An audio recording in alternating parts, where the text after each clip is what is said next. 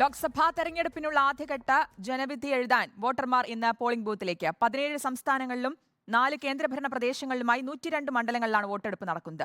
16 കോടി വോട്ടർമാർ ആദ്യഘട്ടത്തിൽ വോട്ട് രേഖപ്പെടുത്തും. തമിഴ്നാട്ടിലെ മുഴുവൻ സീറ്റുകളിലും ഇന്നാണ് തെരഞ്ഞെടുപ്പ്. രാവിലെ 7 മണി മുതൽ വൈകിട്ട് 6 വരെ പോളിംഗ് രേഖപ്പെടുത്താം.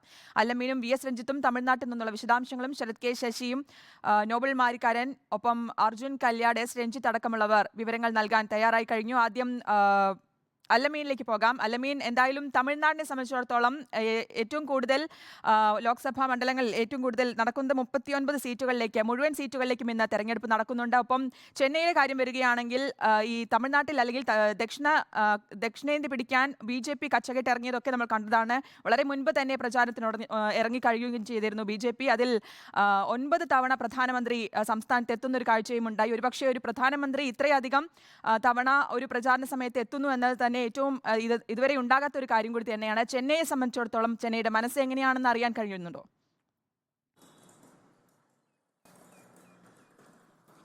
ശ്രുതി, കഴിഞ്ഞ തെരഞ്ഞെടുപ്പുകൾ വരെയും തമിഴ്നാട്ടിൽ ദ്രാവിഡ കക്ഷികൾ തമ്മിലുള്ള പോരാട്ടമായിരുന്നു നടന്നിരുന്നത്. ആ അർത്ഥത്തിൽ മാത്രമായിരുന്നു തമിഴ്നാട്ടിലെ തെരഞ്ഞെടുപ്പുകൾ കഴിഞ്ഞ നിയമസഭാ ലോക്സഭാ തെരഞ്ഞെടുപ്പ് വരെയും ശ്രദ്ധേയമായിരുന്നത്. പക്ഷേ ഇത്തവണ ഈ ദ്രാവിഡ കക്ഷികളുടെ പോരാട്ടത്തിനിടയിലേക്ക് BJP കൂടി ചുവടുറപ്പിക്കാൻ നടത്തുന്ന ശ്രമങ്ങളാണ് ഈ ലോക്സഭാ തെരഞ്ഞെടുപ്പിനെ തമിഴ്നാട്ടിൽ വ്യത്യസ്തമാക്കുന്നത്. അതേത് രീതിയിൽ പ്രതിഫലിക്കും, വോട്ടർമാർ എങ്ങനെ അതിനോട് പ്രതികരിക്കുമെന്നുള്ളതൊക്കെ കണ്ടറിയേണ്ട കാര്യമാണ്. പ്രധാനമന്ത്രി നരേന്ദ്രമോദി, തമിഴ്നാട് മുഖ്യമന്ത്രി MK സ്റ്റാലിൻ, രാഹുൽ ഗാന്ധി എന്നിവരൊക്കെ ഉഴുതുമറിച്ചിട്ട ഒരു ട്രാക്കാണ് തമിഴ്നാട്ടിലെ രാഷ്ട്രീയ മണ്ണ് എന്നുള്ള കാര്യത്തിൽ സംശയമില്ല. ആ ട്രാക്കിൽ ആരോടിക്കയറുമെന്നുള്ള പ്രധാനപ്പെട്ട ചോദ്യത്തിനാണ് വോട്ടർമാർ ഇന്നിപ്പോൾ ഉത്തരം നൽകാനായി പോകുന്നത്. വരുന്ന സർവേ ഫലങ്ങളും അതോടൊപ്പം തന്നെ രാഷ്ട്രീയ നിരീക്ഷകരുടെ വിലയിരുത്തലുകളും ഒക്കെ നോക്കുമ്പോൾ ലഭിക്കുന്ന സൂചന ഏതായാലും DMK നേതൃത്വത്തിലുള്ള ഇന്ത്യ സഖ്യം തന്നെ മുന്നിലെത്തും. അക്കാര്യത്തിൽ സംശയമില്ല. നടക്കുന്നത് അവരുടെ വോട്ട് ഷെയറിൽ കുറവുണ്ടാകുമോ, അവരുടെ സീറ്റിൽ കുറവുണ്ടാകുമോ, അതോ കൂടുമോ എന്നുള്ള ഒരു ചോദ്യം. അതിനപ്പുറത്തേക്ക് ആ ട്രാക്കിൽ ആര് രണ്ടാമതെത്തുമെന്നുള്ള മറ്റൊരു ചോദ്യം. അത് BJP ആണോ അണ്ണാ DMK ആണോ എന്നുള്ള പ്രധാനപ്പെട്ട ഒരു ചോദ്യം. അതിനുള്ള മറുപടിയാണ് ഈ തമിഴ് രാഷ്ട്രീയം പ്രധാനമായും കാത്തിരിക്കുന്നത് എന്ന കാര്യത്തിൽ സംശയമില്ല. BJP തമിഴ്നാട്ടിൽ അത്തരമൊരു കച്ചമുറുക്കാനും പിടിമുറുക്കാനും ശ്രമിക്കുമ്പോൾ അതിൽ പ്രധാനമായി അവർ തമിഴ്നാട്ടിലെ വോട്ടർമാരുടെ അല്ലെങ്കിൽ ഹിന്ദു വോട്ടുകൾക്ക് അപ്പുറത്തേക്ക് ദുർബലമായിക്കൊണ്ടിരിക്കുന്ന അണ്ണാ DMK വോട്ടുകളിൽ കണ്ണുവെച്ചുകൊണ്ട് തന്നെയാണ് BJP ഇവിടെ ഇടപെടലുകൾ നടത്തുന്നത്. അങ്ങനെ ഇടപെടുന്ന BJP തമിഴ്നാട്ടിൽ അവരുടെ തുറുപ്പുചീട്ടായി ഇറക്കിയിരിക്കുന്നത് യുവതുർക്കിയായി സംസ്ഥാന അധ്യക്ഷൻ അണ്ണാമലയാണ്. BJP ഈ ലോക്സഭാ തെരഞ്ഞെടുപ്പ് സംസ്ഥാനത്ത് എന്തു നേട്ടം കൊയ്താലും അതിൽ വലിയൊരു പങ്ക് അത് അണ്ണാമലയ്ക്ക് പോവുകയും ചെയ്യും. അണ്ണാമലയുടെ രാഷ്ട്രീയ ഭാവിയെ അത് സ്വാധീനിക്കുകയും ചെയ്യും. അതോടൊപ്പം ഈ തെരഞ്ഞെടുപ്പിൽ എന്തെങ്കിലും ഒരു തിരിച്ചടി അണ്ണാ DMK ഉണ്ടായാൽ അത് ആ പാർട്ടിയുടെ തന്നെ നിലനിൽപ്പിനെ ചോദ്യം ചെയ്യുന്ന അല്ലെങ്കിൽ അതിന് വെല്ലുവിളിയാകുന്ന ഒരു ഘടകമായി മാറുകയും ചെയ്യും. ഞാനിപ്പോൾ നിൽക്കുന്നത് ചെന്നൈ സൗത്തിലുള്ള ഒരു പോളിംഗ് സ്റ്റേഷനിലാണ്, പോളിംഗ് ബൂത്തിലാണ്. ഇവിടെ ഒരുക്കങ്ങളൊക്കെ ക്രമീകരിച്ചിട്ടുണ്ട്. വലിയ നിര, രാവിലെ സാധാരണ നമ്മുടെ നാട്ടിലൊക്കെ 6 മണി മുതൽ തന്നെ അല്ലെങ്കിൽ വോട്ട് സമയം ആരംഭിക്കുമ്പോൾ തന്നെ വലിയ ഒരു നീണ്ട നിര വോട്ടർമാരുടെ നിര നമുക്ക് കാണാനാകും.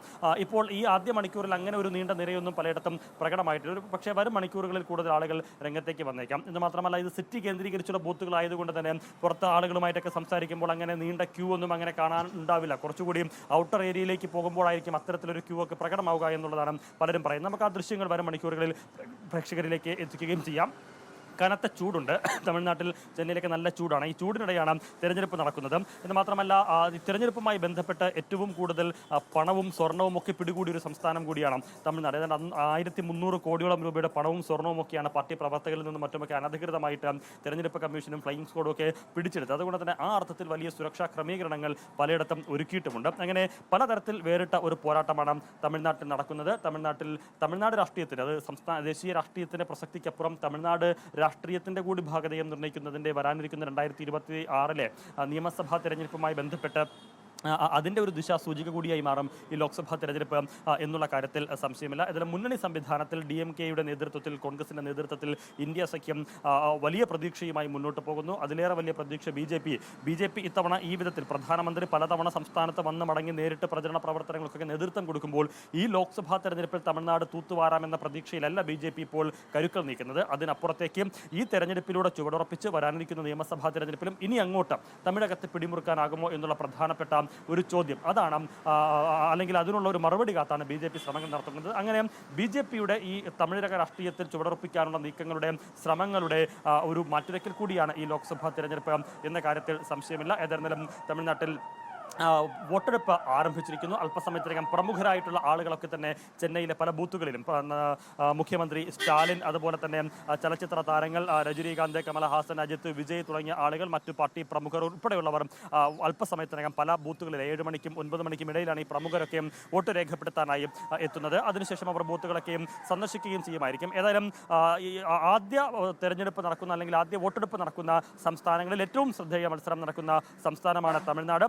ഈ പലവിധ കാരണങ്ങൾ കൊണ്ട് ശ്രദ്ധേയമാണ്. അതിനോടൊപ്പം ഏറ്റവും കൂടുതൽ അംഗങ്ങളെ ലോക്സഭയിലേക്ക് അയക്കുന്ന സംസ്ഥാനങ്ങളിൽ ഒന്നുകൂടിയാണ് തമിഴ്നാട്. 39 ലോക്സഭാ മണ്ഡലങ്ങളാണ് തമിഴ്നാട്ടിലുള്ളത്. കഴിഞ്ഞ ലോക്സഭാ തെരഞ്ഞെടുപ്പിൽ 38 സീറ്റും DMK സഖ്യം നേടിയിരുന്നു. ഒരു സീറ്റ് കൈവിട്ടു പോയി. ആ സീറ്റ് കൂടി ഇത്തവണ പിടിച്ചെടുത്ത് 39 ഒപ്പം കേന്ദ്രഭരണ പ്രദേശമായ പുതുച്ചേരി, അങ്ങനെ 40 സീറ്റിലും വിജയിക്കുക എന്ന ലക്ഷ്യത്തോടു കൂടിയാണ് DMK നേതൃത്വത്തിലുള്ള ഇന്ത്യ സഖ്യം തമിഴ്നാട്ടിൽ പോരിനിറങ്ങിയിരിക്കുന്നത്. അവിടെ എത്രത്തോളം വിള്ളലുകൾ ഉണ്ടാക്കാൻ പറ്റും, കഴിഞ്ഞ 38 സീറ്റ് പിടിച്ച DMK സഖ്യത്തിൽ നിന്ന് എത്ര സീറ്റുകൾ മറ്റുള്ളവർക്ക് ഇത്തവണ അടർത്തിയെടുക്കാനാകും എന്നതടക്കമുള്ള നിർണായകമായ ചോദ്യങ്ങൾ